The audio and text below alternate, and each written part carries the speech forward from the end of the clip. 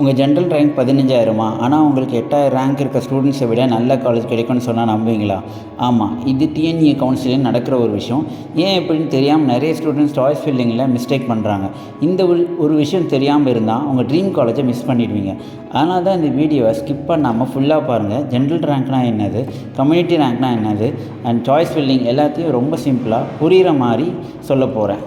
Hello everyone, welcome to the helping and career YouTube channel.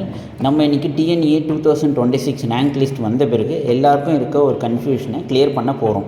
வாங்க ஆரம்பிக்கலாம். முதல்ல general rank. இது ரொம்ப சிம்பிள். தமிழ்நாடு முழுக்க டிஎன்இக்கு அப்ளை பண்ணியிருக்க எல்லா ஸ்டூடெண்ட்ஸையும் சேர்த்து ரேங்க் கொடுப்பாங்க.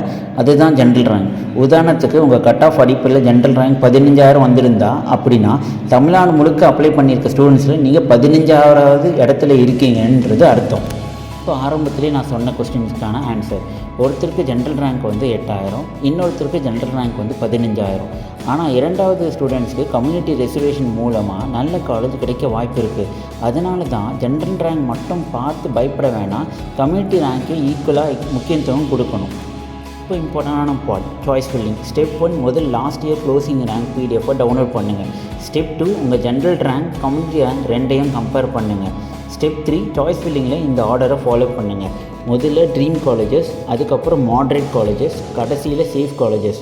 ஸ்டெப் 4, காலேஜ் நேம் மட்டும் பார்த்து செலக்ட் பண்ணாதீங்க, இந்த விஷயங்களும் செக் பண்ணுங்கள்.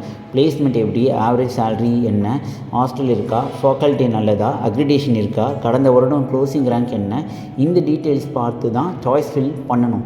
ஸ்டெப் 5, முக்கியமான அட்வைஸ், 20 சாய்ஸஸ் மட்டும் போடாதீங்க. 100 to 150 to 200 சாய்ஸஸ் கூட போடலாம். அதிக சாய்ஸஸ் கொடுத்து சீட் கிடைக்கிறது சான்ஸ் கூட அதிகமாகும்.